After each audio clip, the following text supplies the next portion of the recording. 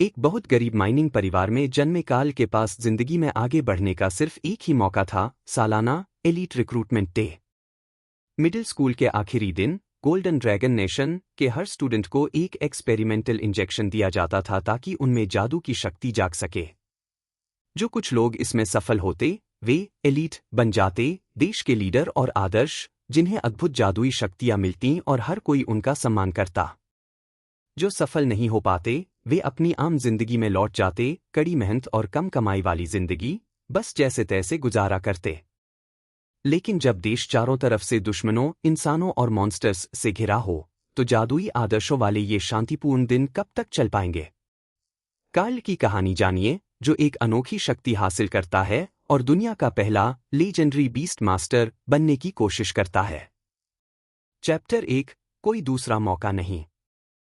आज 10वें सालाना एलीट रिक्रूटमेंट ड्राइव का दिन था और लिथियम माइन मिडिल स्कूल का हर ग्रेजुएट होने वाला स्टूडेंट जिम में इकट्ठा था, एलीट लोगों के आने का इंतजार कर रहा था, जो उस दवा के साथ आएंगे जो उनकी किस्मत का फैसला करेगी।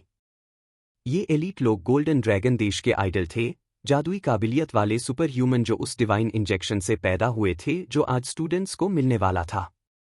माइनस के किसी भी बच्चे ने पहले कभी ऐसा नहीं देखा था, सिवाय मेयर के, जो साल में कुछ बार स्पीच देते थे और उन्हें अपने स्कूल में यही पाकर स्टूडेंट्स महीनों तक बस इसी बात पर बात करते रहे थे। तो कोई सोच सकता है कि उन्हें कितनी निराशा हुई होगी जब कोई मशहूर आइडल नहीं बल्कि मिलिट्री के एलीट लोगों का एक ग्रुप इंजेक्शन लगाने आया था। लेकिन भले ही ये वो सिंगर या मूवी स्टार नहीं थे जिन्हें वे सब जानते थे, यह कोई सीक्रेट नहीं था कि ये मिलिट्री एलीट ऐसे रक्षक थे जो अपने देश को दुश्मन सेनाओं और जादुई जानवरों के हमेशा मौजूद खतरे से बचाते थे। कैफे में टेलीविजन और स्कूल के टीचर दोनों ने उन्हें ऐसा बताया। हालांकि उन्होंने कभी किसी एलीट को खुद नहीं देखा था, लेकिन उन्होंने जादुई जानवर देखे थे और अक्सर पूरे माइनिंग टाउन में मिट्टी के चूहे छिपे हुए थे और आसपास के किसान पीढ़ियों से बड़े बड़े सुअर पाल रहे थे। लेकिन कुछ समय पहले तक सिर्फ टेक्नोलॉजी की ताकत और चर्च के बड़े पुजारियों का पवित्र जादू ही जंगली जानवरों को दूर रख सकता था। हालांकि जब ज्यादा ताकतवर राक्षस आते थे तो आप छिप जाते थे या आप मर जाते थे। गोल्डन ड्रैगन देश के इंसानों और असल में दुनिया के ज्यादातर इंसानों के लिए यही जिंदगी जीने का तरीका था। कार्ल अपनी सीट पर बेचैन हो रहा था जब वह नर्स के आने और सीरम शॉट लगाने का इंतजार कर रहा था। आज एक यंग स्टूडेंट की जिंदगी का सबसे बड़ा दिन था, जिस दिन उन्हें माना अवेकनिंग सीरम दिया जाएगा, जिसे डिवाइन सीरम के नाम से बेहतर जाना जाता है, और यह पता चलेगा कि क्या उन्हें ऐसी काबिलियत मिलेगी जो उनकी जिंदगी बदल सकती है, या वे अपनी बाकी जिंदगी लिथियम माइनिंग टाउन में आम वर्कर बनकर फंसे रहेंगे। यह कार्ल का भी सरकारी स्कूल में आखिरी दिन था, इससे पहले कि वह या तो फुल टाइम काम करना शुरू करे या किस्मत से इस पुराने माइनिंग टाउन को छोड़ दे। अगर वह सीरम के साथ कंपैटिबल होता तो वह आज रात गोल्डन डिवाइन एकेडमी जाता और गोल्डन ड्रैगन नेशन के डिफेंडर के तौर पर अपनी नई स्किल्स की ट्रेनिंग के लिए तैयार होता। वे पहले ही प्रिंसिपल के 1 घंटे के भाषण सुन चुके थे, जिसमें उन्हें देश के प्रति उनके फाराजा, एलीट लोगों की शान और उन्हें दिए गए इस मौके की अहमियत याद दिलाई जा रही थी। आखिर वे तो आम माइन वर्कर के बच्चे थे, कच्ची जमीन पर रहने वाले गरीब और जिनके कभी कुछ और बनने की उम्मीद नहीं थी।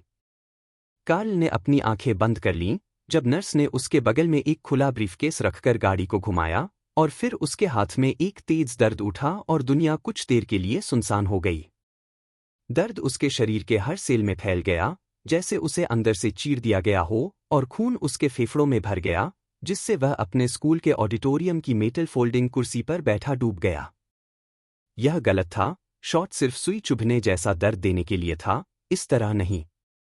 जैसे ही उसे होश आया, कार्ल को एहसास हुआ कि वह शायद 100 में से एक होगा, शॉट का वह रेयर जानलेवा रिएक्शन जिसने देश के रक्षकों को आम लोगों से अलग कर दिया।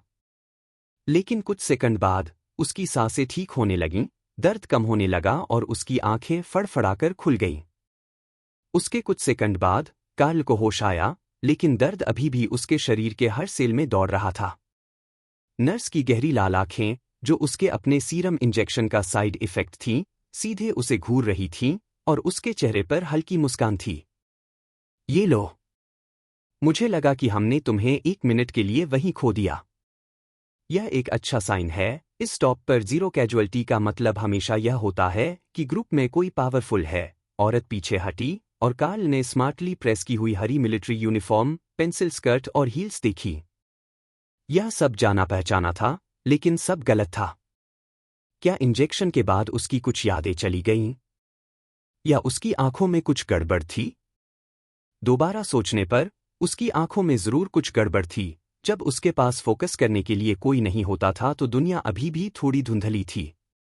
वह सहर गया क्योंकि उसका सिर फिर से धड़कने लगा और दर्द की एक नई लहर ने उसके शरीर को जकड़ लिया। लेकिन अजीब लाल आंखों वाली मिलिट्री औरत को कोई फर्क नहीं पड़ा जब वह उसके पास एक मोटी जवान लड़की के पास गई और अपनी गाड़ी पर रखे ब्रीफकेस से एक बड़ी सुई निकाली जिसमें चमकता हुआ सुनहरा लिक्विड भरा था। बिना किसी वार्निंग के उसने उसे लड़की के हाथ में चुभो दिया और जवान लड़की सीधे बेहोश हो गई, फिर धीरे धीरे होश में आई। कार्ल ने अपने हाथों पर नजर डाली तो उसे वही जानी पहचानी कांच से जैसी रंगत दिखी, लेकिन बचपन में क्लास के बाद खदानों में काम करने से हुए निशान और छिलती त्वचा अब लगभग गायब हो चुकी थी। उनकी जगह गहरे लाल रंग के निशान थे, जो ऐसे लग रहे थे जैसे उसकी बाह पर पंजे के 3 लंबे निशान हों। जब वह चुपचाप अपनी बाह पर बने निशानों को देखता रहा, तो वे और साफ और असली लगने लगे, मानो मांस अभी अभी फटा हो, लेकिन उसकी उंगलियों के नीचे त्वचा चिकनी और बिना किसी नुकसान के थी।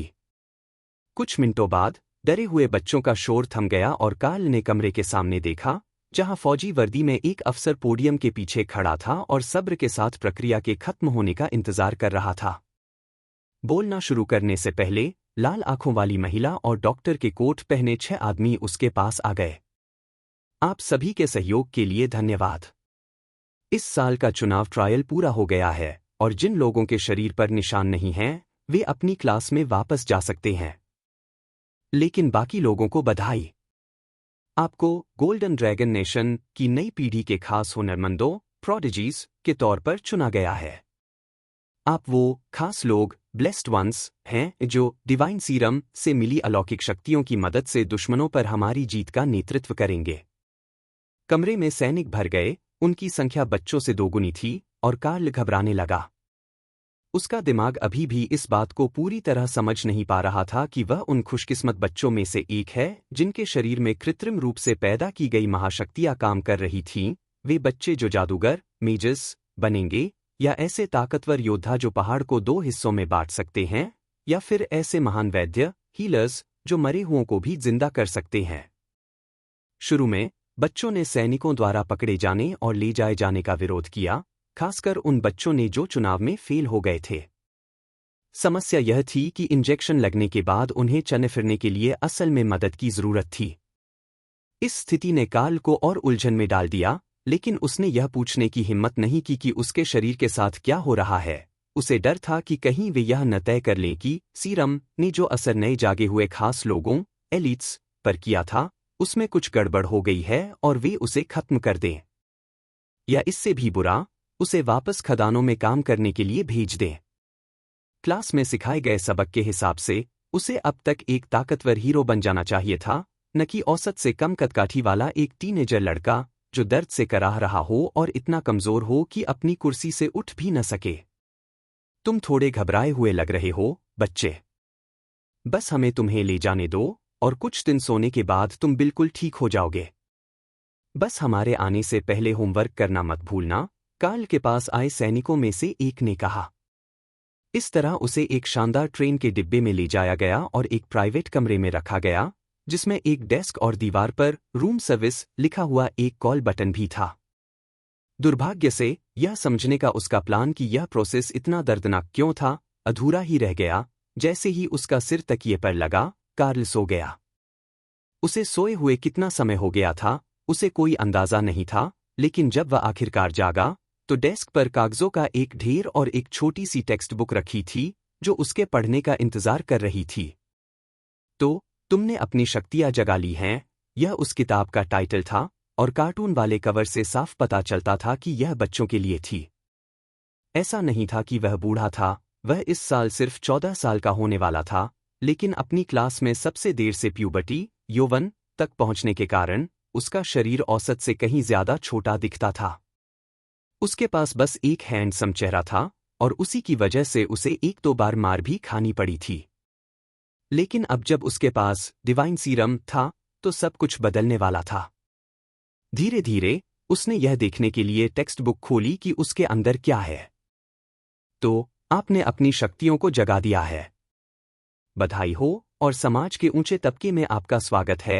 उन 5% एलीट लोगों में जो उस अवेकनिंग सीरम के साथ कंपैटिबल पाए गए हैं, जो जल्द ही आपके खून में छिपी जादुई शक्तियों को एक्टिवेट कर देगा, जो हमारे देश की स्थापना के समय से ही इमोर्टल गोल्डन ड्रैगन ने हमें दी है। हालांकि आप सभी ने इसके बारे में क्लास में सीखा है, लेकिन कुछ बातें ऐसी हैं जो आप अभी तक नहीं जानते हैं। पहली बात, जब तक आप अपनी स्पेशलिटी से जुड़ी पहली स्किल का इस्तेमाल नहीं करते, तब तक आपकी शक्तियां पूरी तरह से नहीं जागेंगी। बस इस टेक्स्ट में दी गई गाइडलाइंस को फॉलो करें और आपको अपनी एबिलिटीज के लिए मुख्य अवेकनिंग मेथड का पता चल जाएगा। एक बार जब आप वह सबसे बेसिक काम पूरा कर लेते हैं, तो आप होमवर्क असाइनमेंट शुरू कर सकते हैं। कार्ल ने पेज पलटने से पहले पहला पेज 3 बार पढ़ा। इसके बाद अवेकनिंग क्लास के लिए अलग अलग मार्क्स की एक लिस्ट थी और उनमें से ज्यादातर खुद ही समझ में आ रहे थे। बर्फ के टुकड़े, आग, ब्लेड, ढाल, पंजे, धनुष और यहां तक कि एक सजावटी पंखा भी, सभी पर पेज नंबर लिखे थे जो स्टूडेंट्स को उनके जागने के तरीकों के बारे में बताते थे। लेकिन ऐसा कुछ भी नहीं था जो पंजे के निशान जैसा हो। तो इसके बजाय उसने जवाब की उम्मीद में होमवर्क असाइनमेंट देखा। लेकिन वह और भी बेकार था। यह सब स्टूडेंट की काबिलियत के बारे में था। वे कितनी मजबूत थीं, उनका ब्यौरा, एक्टिवेशन टाइम, स्पीड, एनर्जी का इस्तेमाल, साइड इफेक्ट। आसान शब्दों में, वह इसे बिल्कुल भी नहीं भर सका। सारे निशान इतने साफ लग रहे थे कि वे किस तरह की काबिलियत दिखाते हैं। यहां तक कि कुल्हाड़ियों के एक जोड़े के चारों ओर लाल आभा भी कार्ल के दिमाग में साफ तौर पर एक बेरसकर थी, लेकिन पंजे के निशान का कोई खास मतलब नहीं था। एक ऐसा ही निशान था जिसमें एक जानवर का पंजा था जो किसी तरह का ड्रूड शमन था, लेकिन ऐसा कुछ भी नहीं था जो उसके जितना आसान, लेकिन कंफ्यूजिंग हो। क्या उसे मॉन्स्टर्स के लिए पंचिंग बैग माना जाता था? यह बिल्कुल सही नहीं लगा। किताब में लिखा था कि ये निशान सुपर पावर दिखाते हैं। लेकिन कुछ घंटों बाद भी कोई साफ जवाब नहीं मिला कि उसे क्या करना है। ट्रेन के अपनी मंजिल पर पहुंचने से पहले किसी सैनिक को बुलाकर कुछ जवाब लेने का समय आ गया था। अध्याय 2, अनजान दुनिया की ओर। जब कार्ल अपनी शक्तियों को जगाने का तरीका ढूंढ रहा था, तब गार्ड्स चक्कर लगा रहे थे और देख रहे थे कि कौन कौन से नए छात्र जाग चुके हैं। सबसे ताकतवर शरीर वाले छात्र हमेशा सबसे पहले जागते थे, लेकिन अभी यात्रा शुरू हुए आधा दिन ही हुआ था, इसलिए उन्हें अभी किसी के जागने की उम्मीद नहीं थी। सर, एक कमरा पहले से ही एक्टिव है। कमरा नंबर 12, कार्ल नाम का एक लड़का, जिसका कोई सरनेम दर्ज नहीं है, पेट्रोलिंग गार्ड ने ट्रेन के आगे बैठे अपने कमांडर को रिपोर्ट दी। उसकी क्लास क्या है? क्या हमने उसे कोई स्किल एक्टिवेट करते देखा है? जनरल ने पूछा। अभी तक कुछ नहीं। ऐसा लगता है कि उसकी क्लास मार्किंग आम नहीं है, 3 पंजे के निशान हैं, गार्ड ने जवाब दिया।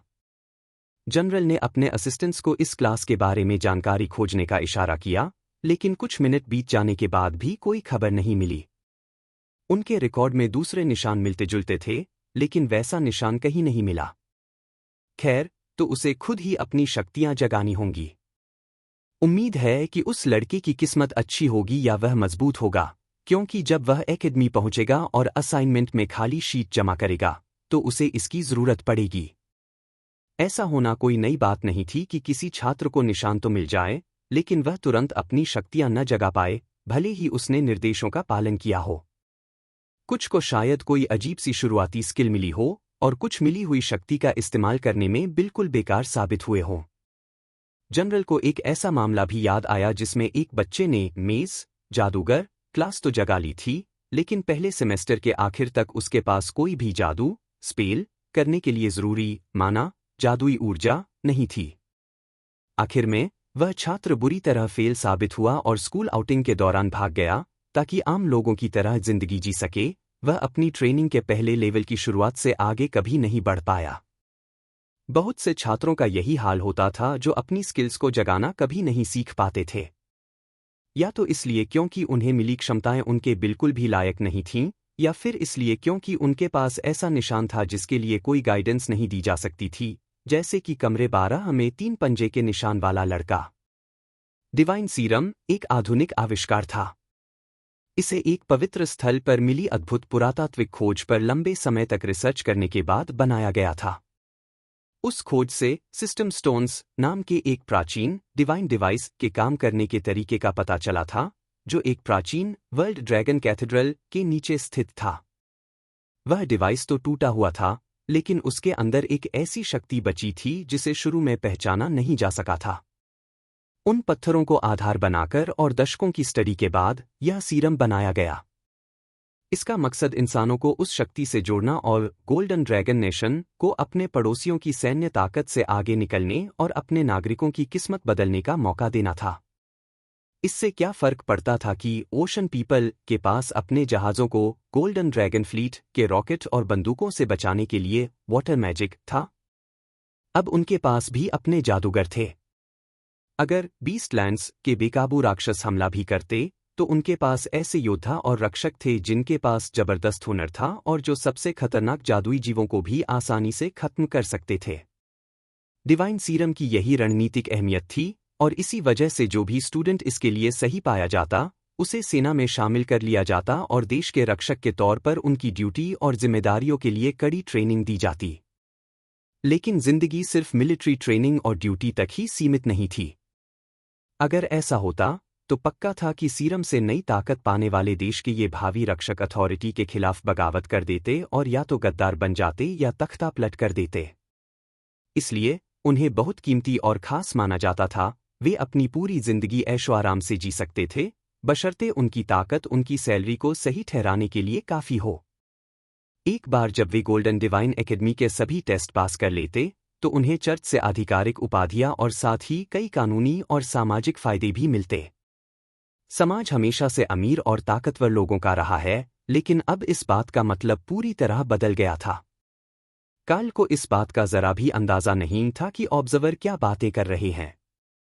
वे इस बात पर चर्चा कर रहे थे कि शायद कार्ल समय रहते अपनी ताकत नहीं जगा पाएगा और अपने क्लासमेट्स से पीछे रह जाएगा, जबकि कार्ल पास से गुजर रहे गार्ड्स से सलाह लेने की तैयारी कर रहा था।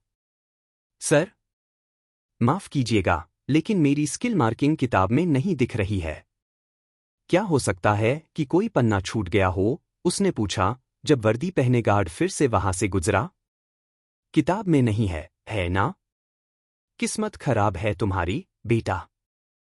किताब में सिर्फ आम मार्किंग्स के बारे में बताया गया है, जो 90% नए स्टूडेंट्स को मिलती हैं, लेकिन दूसरी तरह की मार्किंग्स भी हो सकती हैं। ये इंजेक्शन एक रहस्यमयी दैवीय शक्ति हैं, और कभी कभी इनके ऐसे नतीजे मिलते हैं जिन्हें कोई समझ नहीं पाता। मैं तुम्हें बस यही सलाह दे सकता हूं कि सब कुछ आजमा कर देखो, और जो सही लगे वही शायद सही हो। अगर किस्मत अच्छी रही तो क्लास शुरू होने से पहले ही तुम्हारी कुछ शक्तियां जाग जाएंगी। तुम्हें एक बात बताऊं, एकेडमी पहुंचने से पहले ही अपनी शक्तियां जगा लेना बेहतर होगा।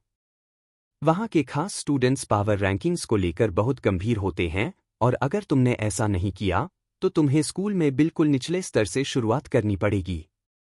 धन्यवाद। लेकिन क्या आपने कभी ऐसी मार्किंग देखी है? कार्ल ने उत्सुकता से पूछा। गार्ड ने अपनी आस्तीन ऊपर की और भालू के पंजे की तस्वीर दिखाई। यह एक ड्रूइड की पहचान थी। गाइड के अनुसार ड्रूइड प्रकृति के जादू का इस्तेमाल करने वाले और जानवरों से खास लगाव रखने वाले लोग होते हैं। क्योंकि यह मेरे वाले से थोड़ा मिलता जुलता है और इसमें जानवरों का भी रोल है, तो शायद तुम्हें जानवरों या बिना हथियारों वाली लड़ाई, अनार्म्ड कॉम्बैट, से जुड़ी चीजें आजमानी चाहिए। भीड़-भाड़ वाली ट्रेन में प्रकृति से जुड़ना मुश्किल है, लेकिन अगर ताज़ी हवा चाहिए तो खिड़कियां थोड़ी खुल सकती हैं। मुझे भी यही करना पड़ा था। प्रकृति से जुड़े बिना मैं अपनी शक्तियों को जगा नहीं सकता था। असल में मैंने उन्हें ट्रेन में नहीं जगाया था, वे तो तब जागीं जब मैंने एकेडमी के गेट तक जाते हुए पेड़ों को छुआ, गार्ड ने समझाया। मदद के लिए शुक्रिया, कार्ल ने कहा, जब गार्ड वहां से जाने लगा। ऐसा लगा कि उसे ज्यादा बातें करना पसंद नहीं था, या शायद वह कार्ल को झूठी उम्मीद नहीं देना चाहता था। लेकिन उसकी सलाह से कार्ल को आगे बढ़ने का एक रास्ता जरूर मिल गया। Chapter 3 the early bird. Karl अपने बिस्तर पर लेट गया और खिड़की से बाहर देखने लगा, यह देखने के लिए कि क्या उसकी शक्तियों का कोई हिंट है।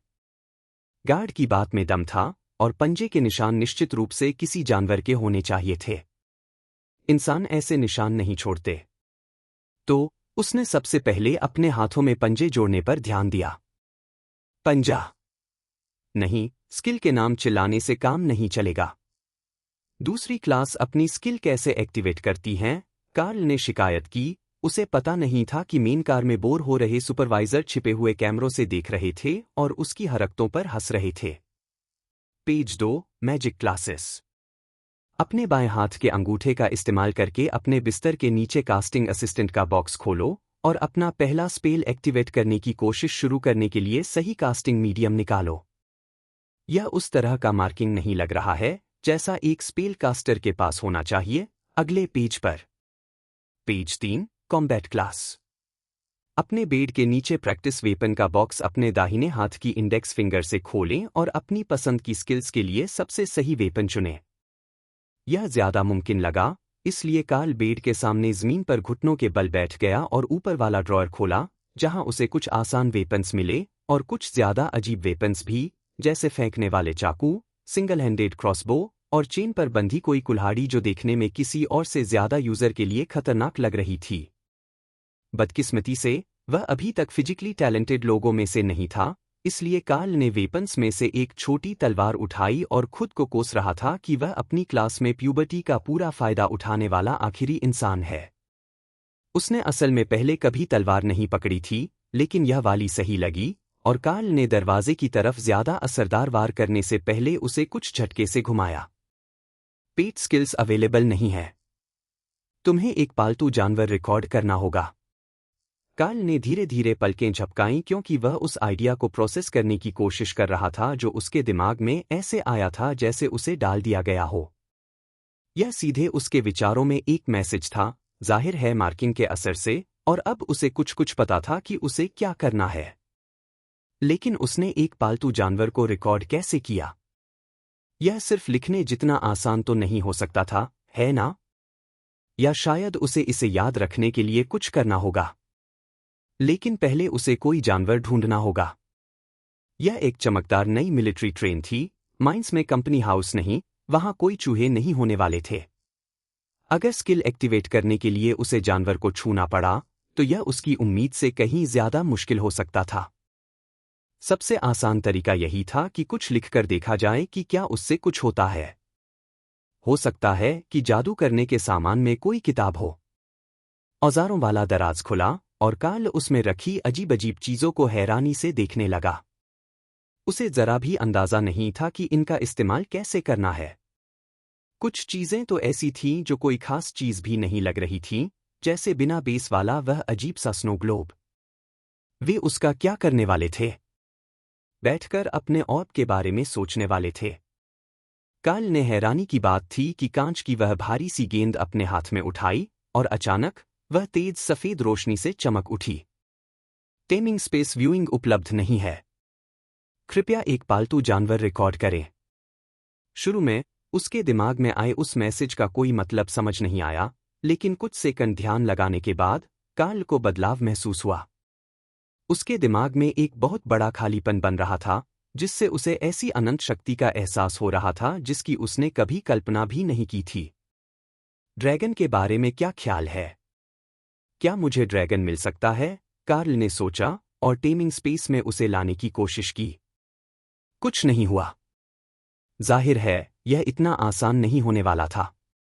कार्ल गहरी सोच में डूबा हुआ था, तभी किसी ने उसके हाथ को छुआ और उसका ध्यान वापस वर्तमान पर आ गया। क्या कुछ कामयाबी मिली?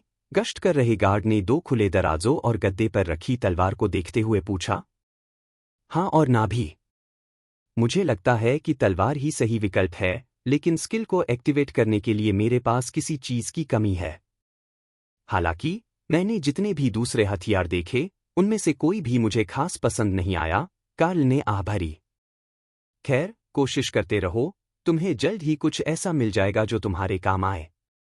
अगर तुम्हें पहले से ही कोई आइडिया मिल गया है, तो तुम दूसरों से आगे हो। उनमें से ज्यादातर तो अभी भी सो रहे हैं। कम से कम यह तो अच्छी बात है। हो सकता है कि एकेडमी पहुंचने से पहले ही मैं इसका पता लगा लूं। क्या यहाँ कोई किचन है? भरे पेट में मैं हमेशा बेहतर सोच पाता हूं, कार्ल ने उम्मीद भरी नजरों से पूछा। गार्ड मुस्कुराया और हॉल की तरफ इशारा किया। तुम तब जागे जब स्टूडेंट्स के लिए मेन किचन तैयार नहीं हुआ था, लेकिन अगर मैं तुम्हें कुछ खिलाने के लिए कमरे से बाहर ले जाऊं तो वे शिकायत नहीं करेंगे। तुम्हें जल्द ही पता चल जाएगा कि गोल्डन डिवाइन एकेडमी का खाना उस खाने से काफी अलग और खास है जिसके तुम आदी हो। एलीट लोग जिन जादुई शक्तियों का इस्तेमाल करते हैं उनसे उनके शरीर पर बहुत दबाव पड़ता है और जल्दी ठीक होने के लिए उन्हें जादुई पौधों और जानवरों की ऊर्जा की जरूरत होती है।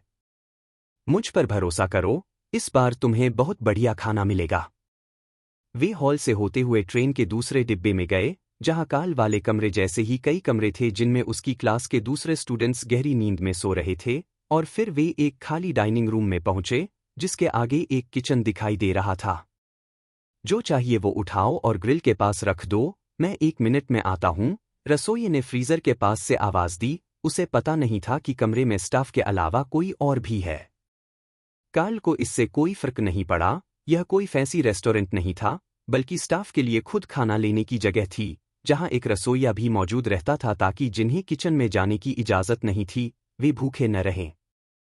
कार्ल ने 2 छोटे स्टेक, 1 कटोरा चावल, कई तरह की सब्जियां और जो भी चीज देखने और सूंघने में अच्छी लगी, वह सब इकट्ठा कर लिया। फिर उसने बड़े बड़े सफेद अंडों का एक छोटा सा ढेर देखा और प्लेट में रखने के लिए एक अंडा उठा लिया। पालतू जानवर के लिए सही टारगेट मिला, हैचिंग। अंडा सीधे उसके हाथ से गायब हो गया, जिससे कार्ल उलझन में खाने को देखता रह गया और सोचने लगा कि उसके दिमाग के जादुई खालीपन में मॉन्स्टर का अंडा फूटने में कितना समय लगेगा। क्या वह फूटेगा भी? विचार तो ऐसा ही कह रहे थे, लेकिन वे ज्यादा जानकारी नहीं दे रहे थे। उसके दिमाग में धीरे धीरे तिनकों का एक छोटा सा घोंसला बना, जिसके अंदर एक बड़ा सफेद अंडा था। अगले कुछ सेकंड में अंडा कांपा और फिर टूट गया, जिससे कार्ल चौंक कर एक कदम पीछे हट गया, हालांकि यह नजारा उसके दिमाग में ही चल रहा था। वह गार्ड से टकरा गया, जिसे लगा कि शायद वह भूख के मारे बेहोश हो रहा है, और उसने खुद को संभाला। इसके लिए माफ करना, कार्ल धीरे से बोला, जबकि गार्ड ने रसोई की तरफ इशारा किया और कार्ल को एक टेबल तक ले गया। इसकी चिंता मत करो। जागने के बाद शुरुआती कुछ दिनों में हर कोई थोड़ा अजीब महसूस करता है। खासकर कुछ मैजिक क्लास में, उनकी शक्ति सच में दिमाग को उलझा सकती है। बस अपने उन अजीब निशानों को समझने पर ध्यान दो, और तुम जल्द ही ठीक हो जाओगे। रसोइये ने अपनी ग्रिल के पीछे से उनकी तरफ देखा। क्या किसी असामान्य निशान को समझने में दिक्कत हो रही है? यह मुश्किल काम है। वह कैसा दिखता है? दाहिने हाथ पर पंजे के 3 निशान। बड़े निशान, न कि उन कमजोर छोटे निशानों जैसे जो नर्ड क्लास वालों को मिलते हैं। गार्ड हंसा। रसोइया मुस्कुराया और अपना हाथ कार्ल की ओर घुमाया, जो उनकी बात समझ नहीं पाया। उन्हें क्लास के निशान के बारे में बात करनी चाहिए थी, लेकिन दर्जनों दिखाई देने वाले टैटू के कारण कार्ल को कोई अंदाजा नहीं था कि वे किस निशान की बात कर रहे हैं। कुक ने एक छोटे से छड़ी वाले टैटू पर उंगली रखी, और कार्ल को समझ आया कि यह मेज जादूगर क्लास का निशान था, एक ऐसी छड़ी जिसके सिरे पर चमकती हुई रोशनी थी। यह उसके हाथ के ऊपरी हिस्से पर बना था और बस कुछ सेंटीमीटर लंबा था। अगर उसने इसे किताब में न देखा होता, तो शायद उसका ध्यान इस पर कभी जाता ही नहीं। एक थ्योरी है कि टैटू का साइज उसे पाने वाले के टैलेंट से जुड़ा होता है, लेकिन मुझे यह बात बिल्कुल सही नहीं लगती। हो सकता है कि इसका संबंध दिमागी तालमेल से न होकर सिर्फ काबिलियत से हो। क्या तुम्हें अपने टैटू के बारे में कोई अंदाजा है? लाइन कुक ने पूछा। हाथ में छोटी तलवार लेकर मुझे अच्छा लगा, और निशान का जानवरों से कुछ लेना देना लगता है, तो शायद मैं किसी तरह का शिकारी हूं, या फिर बुरे नसीब वाला पार्क रेंजर, कार्ल ने मजाक में कहा।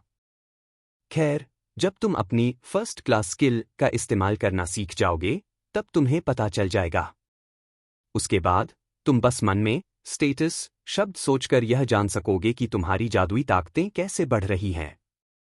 कम से कम जादूगरों के मामले में तो ऐसा ही होता है, रसोइये ने उसे बताया। अध्याय 4 विंड स्पीड हॉक। जब रसोइया खाना तैयार कर रहा था, कार्ल ने अपनी आंखें बंद कीं और अपने दिमाग में बनी उस अजीब सी जगह पर हो रही हलचल पर ध्यान दिया। उसे शब्दों में जानकारी नहीं मिली, बल्कि उस पक्षी की स्थिति का एक मोटा मोटा अंदाजा मिला। उसे खुद ही इसका मतलब समझना था, लेकिन असल जानकारी बहुत साधारण थी। बीस्ट स्पेस एक्टिवेट हो गया, एक जीव अंदर है। पालतू जानवर नंबर 1। नाम wind speed hawk. Rank common सामान्य। कनेक्शन कम। स्किल पंजा चीरना सुपरविजन। जैसे ही यह जानकारी पूरी हुई, कार्ल को अपने शरीर में एक अजीब सी शक्ति का एहसास हुआ और फिर उसे शारीरिक स्थिति के बारे में और जानकारी मिली। Beast master Karl. Rank common सामान्य। ब्लड लाइन इंसान। Skill beast skill supervision. Beast attack skill चीरना।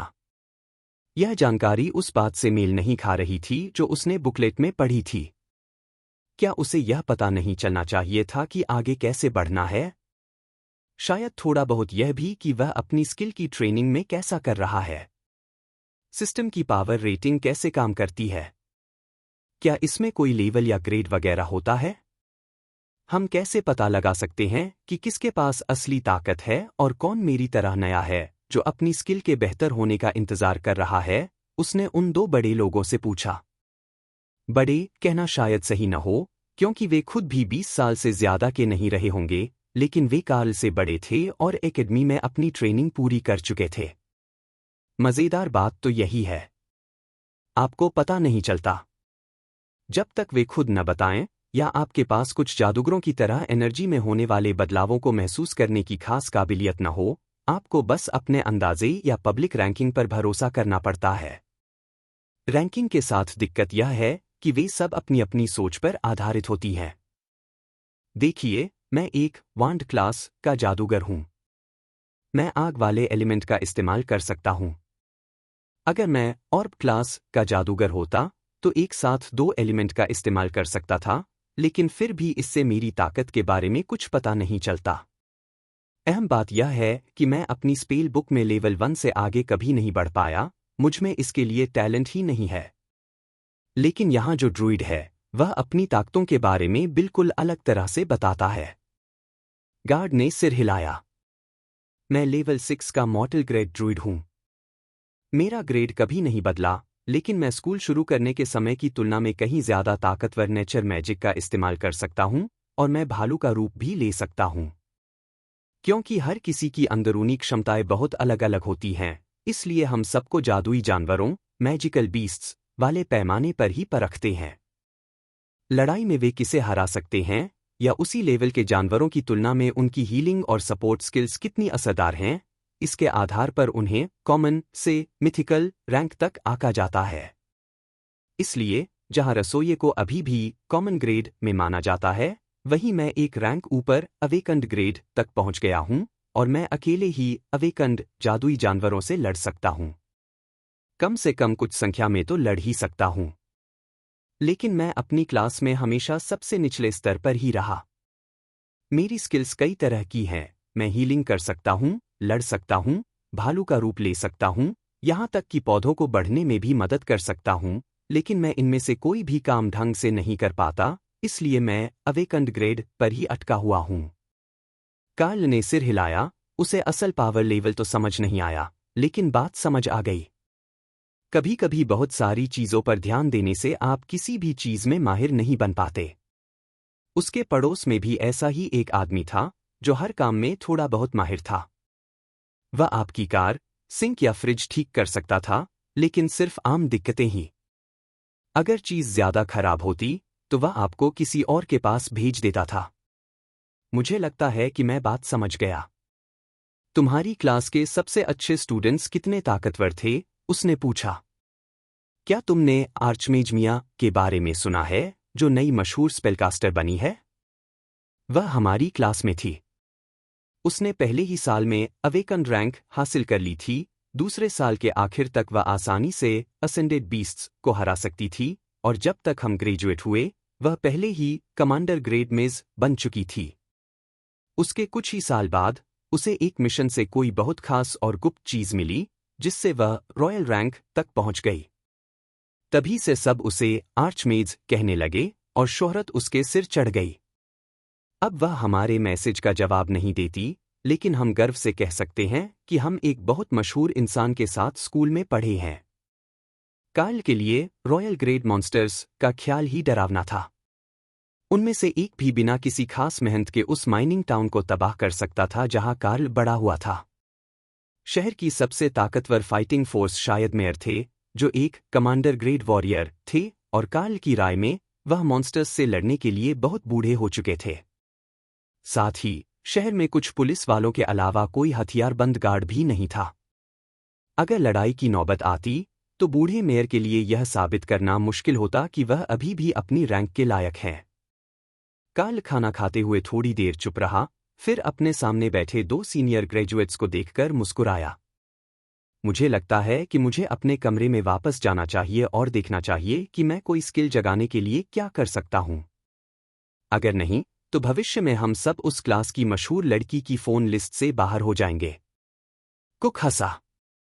मुझे तुम्हारी सोच पसंद है, थोड़ी सी प्रेरणा बहुत काम आती है जब तुम अपनी ट्रेनिंग के सबसे मुश्किल हिस्सों से गुजरने का कोई कारण ढूंढ रहे होते हो। अपने कमरे की ओर लौटते हुए कार्ल ने इस बारे में बहुत सोचा। किसी भी काम का सबसे मुश्किल हिस्सा उसे आखिर तक पूरा करना होता है। शुरुआत में जब आप मोटिवेटेड होते हैं तो यह आसान होता है, लेकिन बीच में कहीं यह बहुत उबाऊ और थकाऊ काम बन जाता है, जिसमें कोई इनाम नहीं दिखता और बहुत कम प्रोग्रेस होती है। तभी आप अपना लक्ष्य भूलने लगते हैं और ढिलाई बरतने लगते हैं।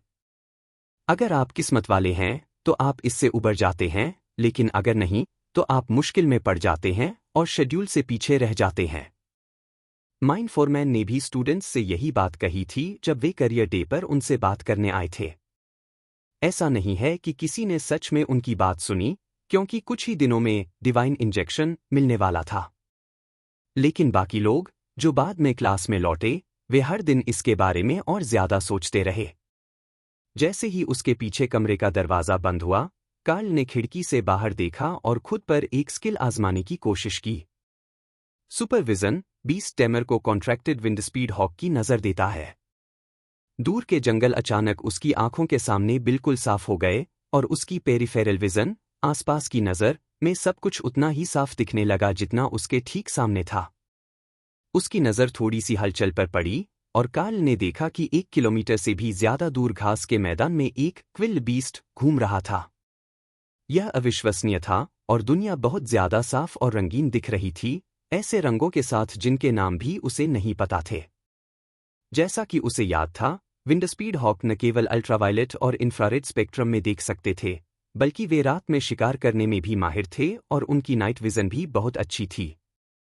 हालांकि रेंड एक बहुत ही शानदार कॉम्बैट स्किल थी, लेकिन कार्ल के हिसाब से सुपरविजन बहुत ज्यादा पावरफुल थी। रात में यह देख पाना कि आप कहाँ जा रहे हैं, उसे प्रैक्टिकल टेस्ट में दूसरे स्टूडेंट्स के मुकाबले बहुत बड़ा फायदा देगा। शायद लिखित टेस्ट में भी। वह बिना अपना सिर घुमाए या सीधे उनकी ओर देखे बिना कमरे के दूसरी तरफ से दूसरे पेपर आसानी से पढ़ सकता था। लिखित परीक्षा में चीटिंग करना आसान होता अगर उसे पहले से यह पक्का न होता कि माइंस के दूसरे स्टूडेंट्स में से कोई भी इतना स्मार्ट नहीं है कि उससे चीटिंग की जा सके। अध्याय 5 रेंड। अपनी पहली शक्तियों को एक्टिवेट करने का मामला सुलझने के बाद कार्ल आखिरकार कुछ सेकंड के लिए आराम कर सकता था। बस इतने ही समय में उसने टेबल पर होमवर्क असाइनमेंट देखा और उसे एहसास हुआ कि एकेडमी पहुंचने से पहले उसे अभी भी बहुत कुछ करना था। ठीक है, इसे पहले ही पूरा कर लेते हैं और फिर मैं आराम कर सकूंगा। खुद को प्रेरित करने वाली उसकी खामोश बातचीत का बहुत कम असर हुआ, लेकिन कार्ल पेन और होमवर्क असाइनमेंट लेकर बैठ गया। नाम कार्ल। उम्र 14। स्किल का नाम। वहां स्किल के नाम के लिए सिर्फ एक ही जगह थी और इससे उसे लगा कि हाल ही में शक्ति पाने वाले स्टूडेंट के लिए सिर्फ एक स्किल होना आम बात है। लेकिन उसे वहां कौन सी स्किल लिखनी चाहिए? बीस्ट टेमिंग, जानवरों को वश में करना, सुपरविजन या रेंड? उसे यकीन था कि यह होमवर्क क्लास में दिखाया जाएगा, इसलिए वह अपनी क्षमताओं के बारे में दूसरे स्टूडेंट्स को सब कुछ नहीं बताना चाहता था और खुद का बचाव करने से पहले ही दूसरों की जलन का शिकार नहीं बनना चाहता था। इसके अलावा उसका कॉन्ट्रैक्टेड पेट, पालतू जानवर, भले ही एक जादुई जानवर, विंडस्पीड हॉक था, लेकिन वह अभी भी एक छोटा बच्चा था और उसे अपनी पूरी ताकत पाने में महीनों या सालों भी लग सकते थे। अगर वह सबको अपनी शक्ति के तौर पर एक छोटा पक्षी दिखाता, तो क्या वह बुलिंग, धौंस जमाने का नया शिकार नहीं बन जाता? सुपरविजन ज्यादा कूल और काम का लग रहा था, लेकिन यह कोई कॉम्बैट स्किल, लड़ने की कला नहीं थी और एलीट लोगों के लिए कॉम्बैट स्ट्रेंथ ही सबसे जरूरी थी। इसलिए वह वापस बिस्तर पर गया और उसने फिर से छोटी तलवार उठाई, यह तय करते हुए कि वह रेंड को काम में लाकर ही रहेगा। स्किल को एक्टिवेट करना बहुत आसान था, बस एक सोच से ही तलवार की धार हल्की लाल रोशनी से चमक उठी और जब उसने उसे दीवार के उस हिस्से की तरफ घुमाया जिस पर टेस्टिंग एरिया लिखा था, तो विनाशकारी शक्ति का एक अर्धचंद्राकार घेरा निकला और हाईटेक अलॉय मिश्र धातु ने उसे सोख लिया। रेंड का इस्तेमाल करते समय हवा में तलवार घुमाना गाढ़ा आटा गूंथने जैसा था। वह मुश्किल से अपना हाथ हिला पा रहा था और तलवार की गति धीमी थी, लेकिन जैसे जैसे तलवार घूमती थी, स्किल बनती जाती थी, इसलिए थोड़ी और ट्रेनिंग के साथ इसे तेजी से एक्टिवेट किया जा सकेगा। रेंड की वजह से क्लास में उसके दोस्त जरूर बन जाएंगे।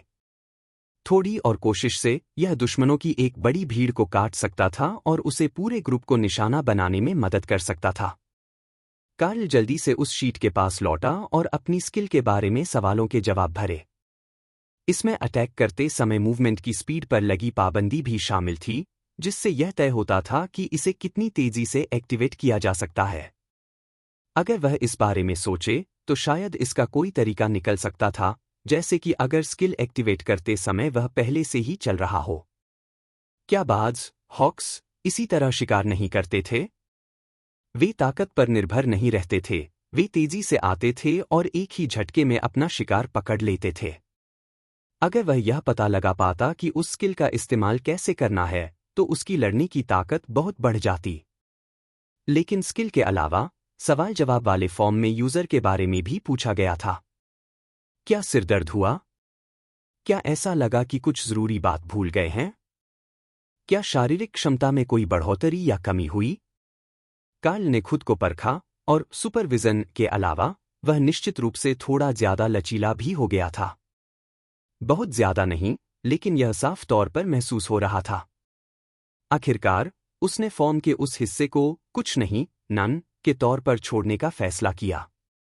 अगर भविष्य में फुर्ती, एजिलिटी बढ़ती है तो वह इसे अपनी ट्रेनिंग की किसी और चीज का नतीजा बता सकता था। आखिरकार कुछ खास लोगों, एलीट, को असली सुपरह्यूमन मॉन्स्टर कहा जाता था और कुछ लोग हमेशा की तरह कमजोर और आम इंसान जैसे ही होते थे, लेकिन उनके पास हैरान कर देने वाली सुपरनैचुरल शक्तियां होती थीं। एक आइडल, मशहूर कलाकार का टखना तब मुड़ गया था जब वह एक मीट एंड ग्रीट इवेंट के लिए स्टेज पर जाते समय लड़खड़ा गया था। यह इस बात का पक्का सबूत था कि इंजेक्शन का स्किल डिस्ट्रीब्यूशन सिस्टम शारीरिक क्षमताओं को सही और बराबर तरीके से नहीं बांटता था।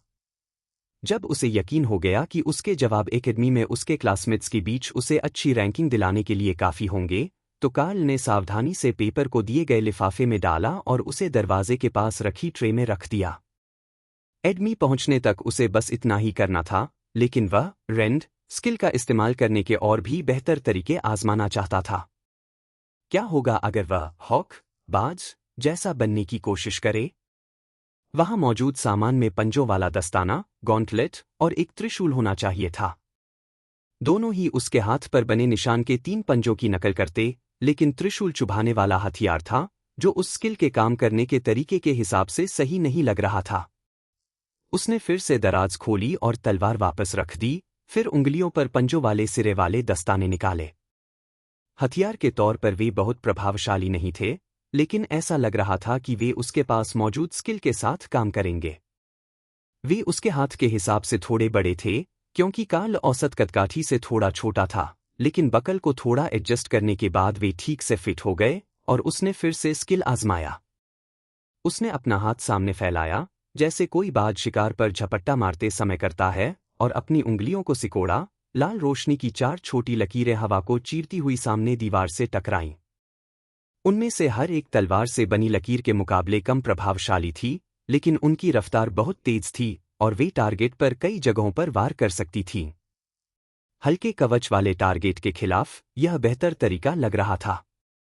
जितनी ज्यादा अटैक ब्लेड से उन्हें बचना या उन्हें रोकना पड़ता, उतना ही अच्छा होता।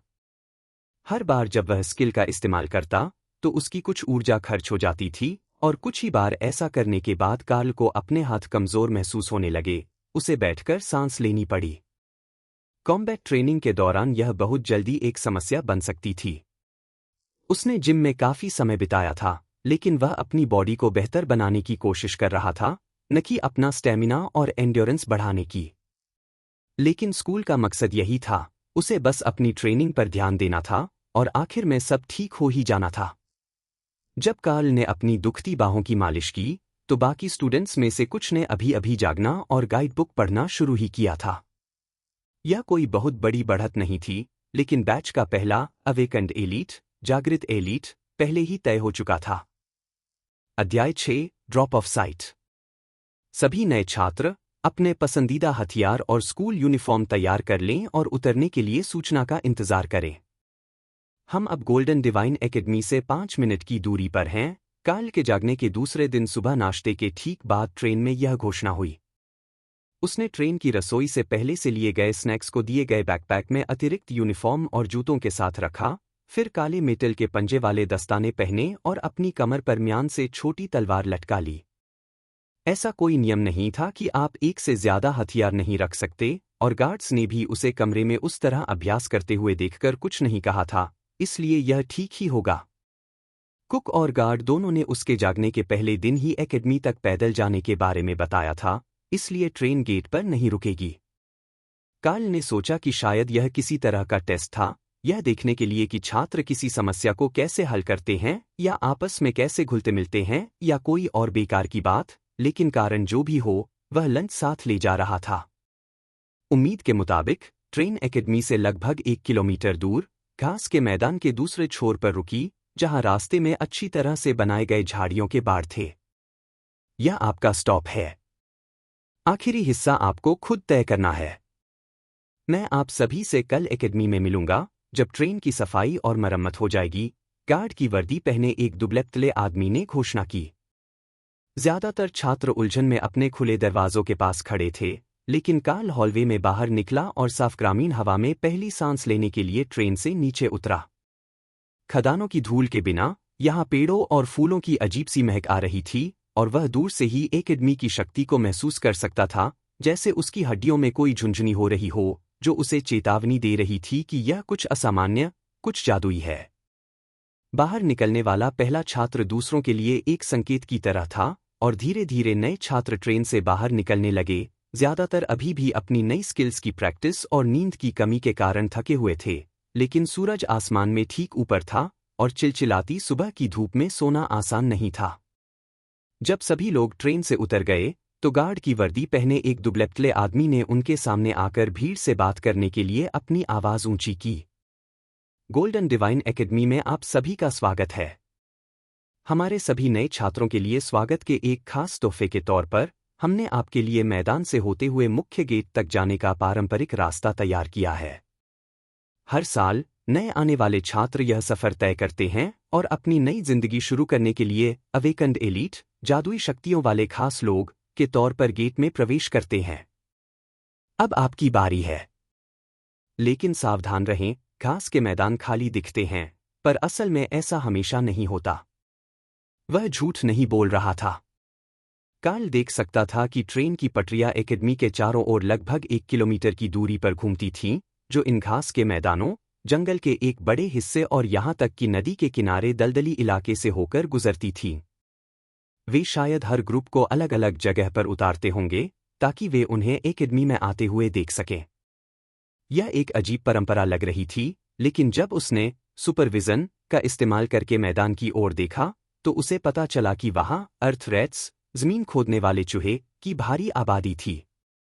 ये कॉमन ग्रेड के जादुई जीव थे, जिनमें जमीन खोदने की अद्भुत क्षमता थी और वे जादू का इस्तेमाल करके छोटे पत्थर भी फेंक सकते थे। वे ज्यादातर नुकसान नहीं पहुंचाते थे, और कार्ल ने बचपन में गुलेल से उनका सामना किया था, लेकिन बड़ी संख्या में वे सचमुच मुसीबत बन सकते थे। इस मामले में यह शायद बस एक परेशानी या सीनियर्स का एक मज़ेदार मजाक था, यह देखने के लिए कि नए बच्चे स्कूल की ओर भागते समय पत्थरों की मार कैसे झेलते हैं। चूहे भूखे। कार्ल के दिमाग में एक आवाज़ गूंजी, जो उस जगह से आ रही थी जहां उसका विंडस्पीड हॉक रखा हुआ था। वह आवाज़ बहुत जोर दे रही थी और चूहों का स्वाद चखने के लिए बेताब थी, इसलिए कार्ल यह देखने के लिए मैदान में आगे बढ़ा कि वे उन छात्रों के साथ क्या करेंगे जो वहां से गुजरने की कोशिश करेंगे। हो सकता है कि उसने पहले उनका शिकार किया हो, लेकिन वह गुलेल से और घर के अंदर किया था, जहां वे भागने के लिए जमीन का इस्तेमाल नहीं कर सकते थे। यहां एक ही बार में सही निशाना लगाकर उन्हें मारना ज्यादा मुश्किल होता, लेकिन उसे पूरा भरोसा था कि वह रेंड हमलों की रफ्तार से ऐसा कर सकता है। उसे बस सही समय का इंतजार करना था। कार्ल घास के मैदान में बने युद्ध क्षेत्र में आगे बढ़ा, जहां उसका सामना अज्ञात संख्या में सबसे कमजोर जादुई प्राणियों से था। उसके पास केवल एक ही अप्रशिक्षित युद्ध कौशल था और एक नन्हा पक्षी पालतू जानवर के रूप में। एक कुलीन योद्धा के रूप में यह उसकी पहली लड़ाई का कोई गौरवशाली उदाहरण नहीं था, लेकिन उसे इसी से काम चलाना पड़ा। उनके इलाके में घुसने पर उन्होंने तुरंत प्रतिक्रिया दी। 10 सेंटीमीटर लंबे अर्थमाइस, जमीन के अंदर रहने वाले चूहे, ने कार्ल पर छोटे पत्थर फेंकना शुरू कर दिया, जिससे उनकी जगह का पता चल गया और कार्ल के 20 टेमिंग स्पेस में मौजूद भूखेबाज हॉक में उन्हें खाने की जबरदस्त इच्छा जाग उठी। उसने उंगलियां झटकाई और लाल ऊर्जा की 4 तेज धारें युद्ध के मैदान में निकली। एक चूहे को तो पता भी नहीं चला कि कोई खतरा है और वह मारा गया। फिर दूसरे हाथ से उसने दूसरे चूहे को मार गिराया। सुपरविजन असल में नज़र और हाथांक के तालमेल के लिए एक कमाल की काबिलियत थी। उसका दूसरा हमला एक ऐसे चूहे पर लगा जो बचने के लिए जमीन के नीचे जाने की कोशिश कर रहा था, और तीसरा हमला तब निशाने पर लगा जब एक चूहा भागने की कोशिश कर रहा था। कार्ल आगे बढ़ा और मरे हुए चूहों को उठाकर टेमिंग स्पेस में डाल दिया ताकि बाज उन्हें खा सके। इसके बाद वह एकेडमी की ओर बढ़ चला। अर्थमाइस के हमलों की तीव्रता अब काफी कम हो गई थी, क्योंकि उन्हें अपने बीच किसी शिकारी कार्ल की मौजूदगी का एहसास हो गया था और वे अब दूसरे छात्रों को निशाना बनाने लगे थे। बस कुछ ही हिम्मत वाले चूहे दूर से कार्ल पर पत्थर फेंक रहे थे, जिन्हें उसने अपने कवच वाले दस्ताने से आसानी से रोक दिया। खुले मैदान में वह दस्ताना किसी चीट कोड जैसा है। उसके ठीक पीछे खड़ी काले बालों वाली एक लड़की ने हाथ में जादुई छड़ी लिए शिकायत की, तुम एक जादूगर हो, असली जादू करने वाली। अगर वे तुम पर पत्थर फेंकें तो बस उन पर हमला कर दो। जादुई डिवाइस को देखकर कार्ल ने उसे याद दिलाया। और फिर मैदान के बीचों बीच बेहोश हो जाओ। मुझे नहीं पता कि तुम्हें पता है या नहीं, लेकिन जादू करना मुश्किल काम है। मैं थककर गिरने से पहले ज्यादा से ज्यादा 2 या 3 ही मंत्र चला सकती हूं, लड़की ने शिकायत की। कार्ल के साथ भी पहले दिन ऐसा ही हुआ था, लेकिन जब उसे इसकी थोड़ी आदत हो गई तो ऊर्जा की खपत उतनी ज्यादा नहीं लगी। तो फिर मेरे पीछे रहो और अपना कोट खोल लो ताकि तुम अपना सिर छिपा सको। अर्थमाइस, मिट्टी के चूहे, ज्यादा समझदार नहीं होते, और अगर वे तुम्हारा चेहरा नहीं देख पाएंगे तो उस पर हमला भी नहीं करेंगे।